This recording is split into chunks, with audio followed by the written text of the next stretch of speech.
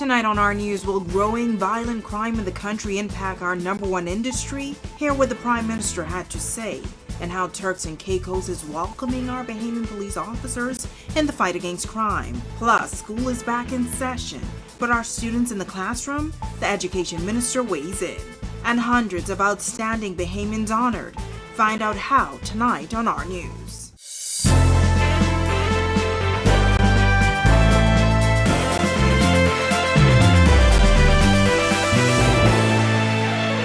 Welcome to our news on this National Heroes Day, and thank you for joining us. I'm Natalia Hall. The nation's chief on the record tonight over the country's growing violent crime problem. 6 murders in the past week, adding to the country's murder count, now in the triple digits. Our Berthany McDermott reports tonight on the potential fallout for the country, a premier tourist destination, and why the Prime Minister says he does not think the growing numbers will have an impact on the number one industry. Amid what seems to be an increase in crime, Prime Minister Philip Davis says he doesn't believe it will result in any fallout in the tourism sector, insisting it's a contained issue that's being dealt with. We are dealing with it effectively, hence I don't think you'll see any downturn in tourism because of that. The Prime Minister's comments coming after the Bahamas Hotel and Tourism Association sounded the alarm over a U.S. State Department advisory on the issue, which increased from a level 1 to a level 2. BHTA President Robert Sands saying the country must work assiduously and immediately to stamp out the glowing embers under the threat of running hot. Sands now calling for an increased effort to combat crime. 6 murders last week added to the murder count, now in the triple digits. But despite the grim outlook, Police Commissioner Clayton Fernandez says he doesn't believe there's a crisis. We continue to go after those same individuals that are wanted. The office are empty. At some point, you will see my executive team. They are on the street as well. We're going to clear house. We're also reaching out to our reserve officers who are assisting across the board, and even our law enforcement partners, the Royal Bahamas Defense Force, who continue to assist us. The commissioner adds that police have been working hard to solve those recent murders while urging those with information that could help investigators to reach out. And while the work continues, Fernandez saying police won't be able to stop every murder. Our officers continue to be in the hot spots, and we will continue to do just that to ensure that the Bahamian people are safe. We're not going to stop all. We can try, but we won't be able to stop all the murders from occurring. But we're just asking the young men to put down their weapons, and let's see if we could resolve conflict. We continue to go after the drug peddlers within our communities where you see the uprise. Reporting for Our News, I'm Berthany McDermott. Thanks, Berthany. Now, National Security Minister Wayne Munro also weighing in on the crime issue. While the police commissioner does not believe there's a crime crisis, Munro admits there is one. He stresses that things have changed quickly from police not having guns to now ensuring that all officers are armed with guns. It is a crisis. Everything is a crisis. You have health crisis. If you put on 10 pounds, that's a crisis. I hope the people of my generation are looking and watching and seeing how quickly things have changed. In my lifetime, we've moved from the police not having guns to now the commissioner and I are looking at every policeman having to have a gun. That is where we have come, and I'm only 54. Meanwhile, a 30-year-old man is in police custody in North Andros after he allegedly stabbed a 39-year-old man Saturday night. Police say the incident, now under active investigation, happened just before 10 o'clock Saturday night at a business in Nicholstown. Police say the victim, who was stabbed in the upper body, was brought to New Providence for medical treatment and remains in hospital in serious condition. Turks and Caicos Islands Governor Nigel Dakin says Bahamian officers who've been sworn in as constables in the Royal Turks and Caicos Islands Police Force are already making an impact. This as several officers arrived in the Turks and Caicos Islands last week to assist, following a spree of killings within the last 2 months, leaving many residents on edge. Governor Dakin says he's extremely grateful for the rapid and professional support from the Bahamas in that country's fight against crime. Now, the National Security Minister Wayne hitting back at widespread criticism after it was revealed that Bahamian officers were sent to the Turks and Caicos Islands to combat violent organized crimes. Police Commissioner Clayton Fernandez confirmed that around 20 officers were sent, including Assistant Commissioner of Police Ken Strawn. Today, Monroe questioned how the move can be criticized without the details of their deployment. So then how can you criticize something if you don't have a clue what their mission is? That shows that the criticism is gratuitous, not fact-based, not evidence-based. We've set out a statement to show that it's a joint exercise. Common sense would tell you that that is something that's in the Bahamian national interest.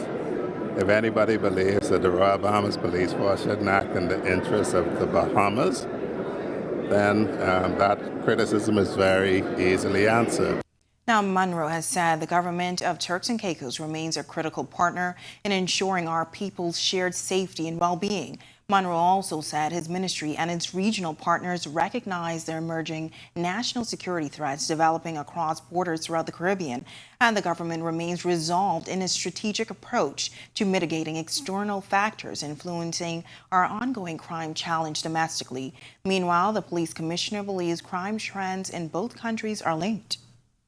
If everyone is paying attention, you could see the same trend that are occurring in Turks Island. And we believe, based on our intel, it could be some nexus. Okay, so it's a reason for that, and it will assist in the long run. Now, we've got more to get to in a moment, including a traffic fatality over in Abaco and a suspected drowning in Adelaide. But first, temperatures cooling off into the low 80s after a perfect day in the capital. Meteorologist Greg Thompson is in the Weather Center with our current conditions. Greg? Yeah, thanks, Natalia. Beautiful evening outside. We had another beautiful day around the islands. Temperatures were rather warm. They got up near the 90-degree mark into the upper 80s. Right now, we're settling into the low 80s, 83 outside our studios with just a few clouds. And look at that sunset. Just gorgeous out there. East-northeast winds, a little on the breezy side at 12 miles per hour. And your field slight temperature standing at 88 degrees. On our satellite, we are quiet across the area. Ridge of high pressure is dominating our weather. Dry air mass is in place. Not much in terms of any rainfall anywhere along the island chain. We do have a frontal boundary to the north of us across central Florida that we expect to get to South Florida and stall. So we could see the increase in some showers and some thunderstorm activity, mainly across the extreme northwest Bahamas late tonight and into tomorrow as that frontal boundary parks its way across South Florida. In the meantime, we do have some high-level clouds moving out of the Gulf of Mexico as well as the Yucatan Peninsula. That's all from the remnants of what was once Julia, now moving into the Pacific. But that high cloud will filter some sunshine later on tonight and into, well, tomorrow actually, because the moon is going to be setting and we do have a full moon, so it's nice to get outside and take a look at that. But it's going to be pretty nice tomorrow. That's your first look at weather. Stick with us. A look at your extended forecast and the tropics still to come. Still to come on our news, getting students back into the classroom, what the Minister of Education is doing to boost attendance, and celebrating high achievers at a Grand Bahamas school. We get up close with a few of the shining stars. How much trash do you think ends up in the New Providence landfill? We have the answer, plus what you can do about it when our news returns.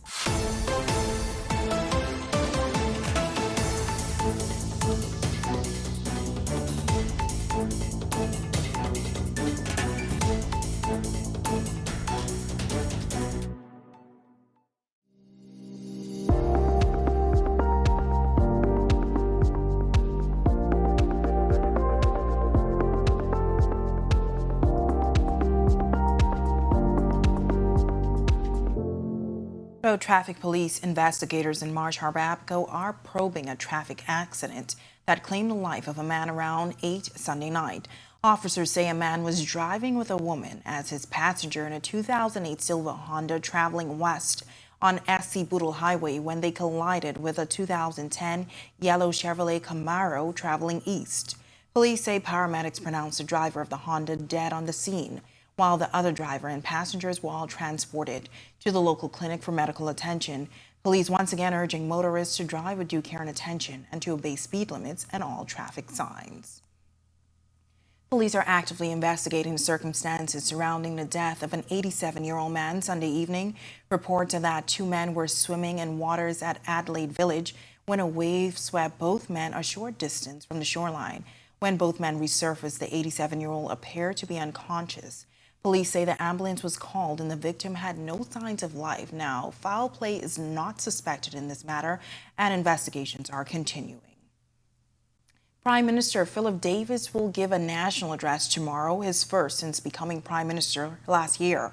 In the address, the Prime Minister is expected to touch on several hot-button issues. We asked the Prime Minister what can Bahamians expect in that speech. You'll hear from me, and you'll hear what I'm looking at the way forward. I'm not looking backward, that's the way forward, and you'll hear about our forward thinking. Now, that address will air live right here on our TV at 8 p.m. on Tuesday evening. Now, we are a little over a month into the 2022-2023 school year, but there's been some concern as to whether or not all students have returned to the classroom following a rocky 2.5 years due to the COVID-19 pandemic. Education Minister Glenys Hannah Martin says the ministry is now in the process of reviewing attendance levels as strategies are being implemented to get students back in school. We're looking to see how the expectations meet the current attendance. However, we have deployed about 22 attendance officers in New Providence, and we're going to deploy some in Grand Bahama. They are on the ground, they are in the communities, they are liaising with the school to see who's missing, and they are working with parents to get children back in school. So there is a lot of work underway as we speak in causing for children to get into school. A school in Grand Bahamas celebrating high achievers recently. A group of students at Tabernacle Baptist Academy scoring high grades in the Bahamas Junior Certificate National Examination. Students Azalea Woodside and Jaden Pinder among that group, both receiving A's in the national examination. Woodside and Pinder sharing the secret to their success. Just used to pay attention in class, so like participate in class. Participation is key. Like when teachers saying stuff, you just listen. Well, mostly it's studying and all, studying your notes, taking notes down in class, make sure you pay attention in class. Principal of the institution, Ashel Bain, says they are proud of the group and shares this message for other students. You can take from what these kids are saying, make a schedule. Decide when you're going to study, when you're going to be on social media. We're not asking you to put the phones down and put them away forever because we know that is something that you like to do. But make a schedule and make sure you spend time in your book. When our news comes back from the break, how much trash does the Bahamas generate per year? The answer is coming up after the break. And national honors handed out on National Heroes Day. We will tell you who took home some of the top titles. And we will soon see a cool off in temperatures around the country. We have the details when our news returns.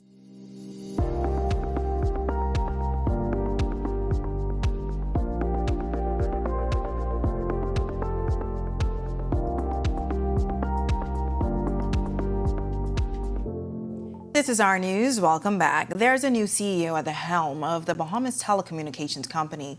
Now, this is the company's fifth CEO in the past few years. Samir Badi was appointed to the post a few weeks ago and will have responsibility for the company's operations across the Bahamas. Now, he is a Bahamian, was raised in New Providence, and started his tertiary education at the University of the Bahamas.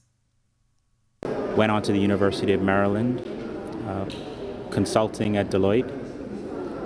Continued my education at Duke University, got an MBA, and I've been doing private equity since then, and then more recently, the bulk of the last 20 years has been at Verizon, Juniper Networks, and at Comcast. The CEO says he has started off his journey in the new role by listening to his team, staff, and the community. With that, we're going to make the appropriate decisions and moves. But I will say, in the early going, I've been focused on culture. We call it One BTC, and it has pillars of growth mindset, teamwork, transparency, customer first, and follow through. After 300,000 pounds of waste generated in the Bahamas each year, do you know how much New Providence alone creates? Well, our Christina Dragovich dives in. The Bahamas has a 300,000-pound trash situation that's growing at the New Providence Ecology Park, formerly known as the Dump. Out of that 300,000, 219,000 belongs to the New Providence Ecology Park. to Nassau, New Providence. That's John Thomas, a senior at the University of the Bahamas. He works with the New Providence Ecology Park and says he's studying to be a professional garbage man.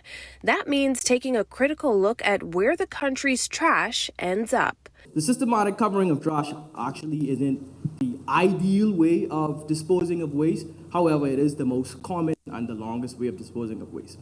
But this actually produced an array of environmental impacts. And so, one, it actually produces methane gas. We know what methane gas is. It's the most potent greenhouse gas out there. While a landfill may put most trash out of sight, Thomas explains it has other negative impacts that may affect our health in the long run. Any liquid that actually comes in contact with the trash is considered leachate. And so the deadly part about this leachate is that it finds its way to trickle down into our groundwater if there's not a liner underneath the cell. And liner is just something that actually catches this leachate, but it tends to get ruptured after a while. And so this leachate material could get down into our groundwater and potentially contaminate the groundwater. So what we drink to a certain extent, what we wash our face with, what we brush our teeth with, could definitely be contaminated. Where does that leave the Bahamas now? Well, Thomas says small steps can cut the amount of trash that lands in the landfill. Currently, he says 20% of waste coming to the ecology park is composted, providing nutrient-rich material that can boost soil and crop production. Then there's something else that starts at home. Actually, what I propose is something called a zero waste program or zero waste initiative. What is zero waste? And so zero waste is a set of principles that is designed to change your resource life so that no waste is subject to a landfill, the ocean, or an incinerator. To learn how you can get started, visit ecologyparkbahamas.com. Reporting for Our News, I'm Christina Dragovich. Missed a story in tonight's newscast? Don't worry, you can catch up on all the news of the long holiday weekend at ournews.bs. Plus, no activity in the tropics to speak of. Greg Thompson has your extended weather forecast. And Bahamians honored for their contributions to nation building. We have the details when Our News returns.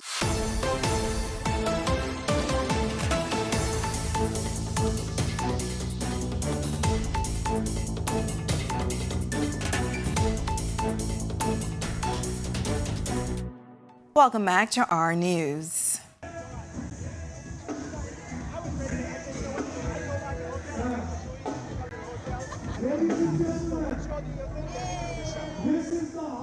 As you can see there, the 38th annual Miami Carnival in full swing this weekend with live performances from artists across the region, including our very own Wendy and Julian Believe.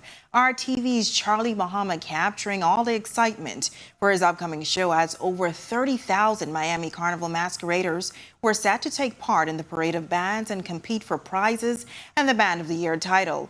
The Parade of Bands and concert taking place at the Miami-Dade County Fair and Exposition yesterday. Now, the concert showcased over 20 international artists from Trinidad and Tobago, Antigua, Haiti, St. Lucia, and South Africa, including performers like headliner Patrice Roberts, Iowa George, and the A-Team Band. Now, stay tuned to Our News tomorrow for more on all the fetting fun.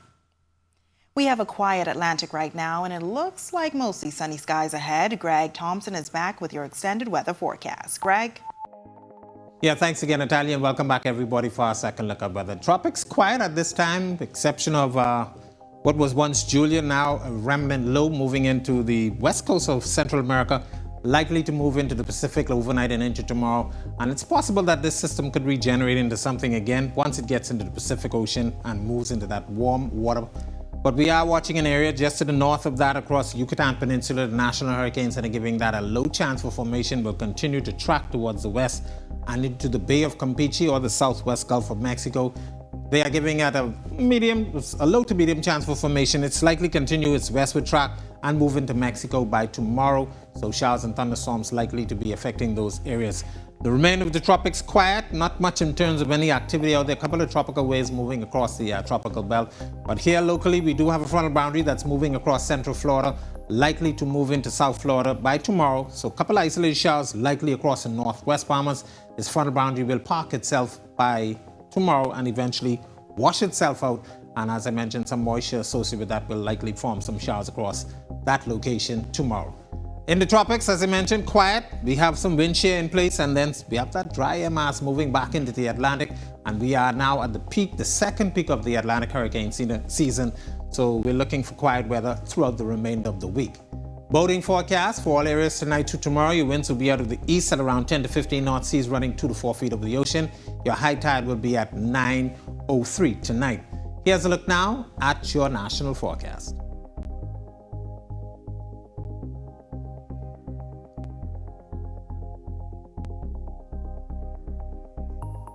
In your extended forecast, a couple of showers expected throughout the next couple of days as that frontal boundary parks itself across South Florida. By the end of the week, we expect conditions to be improving as high pressure builds in.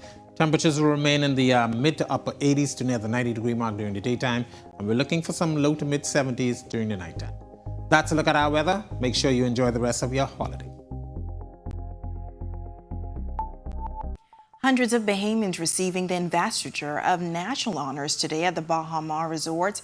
Among the recipients were clergymen, former politicians, and 5 retired commissioners of police. Prime Minister Philip Davis addressing the honorees, saying each honoree has a unique and important story that is mixed into the fabric of Bahamian history.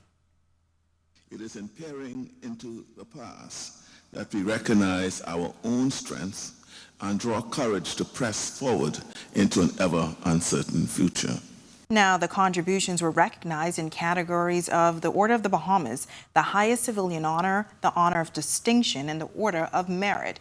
Foreign Affairs Minister Fred Mitchell stressed the importance of highlighting those who worked to make the Bahamas what it is today. As we are building our nation, as we are filling out who we are as a people, there's a constant struggle to define who we are. And part of defining who we are is to let those know who live today that history didn't begin on the day they were born, that there were people here before them who made a contribution to make it possible for them to have all the things they have today. Thank you for joining us for our news tonight. On behalf of the entire team, I'm Natalia Hall. We'll see you right back here tomorrow night. Have a beautiful evening, Bahamas.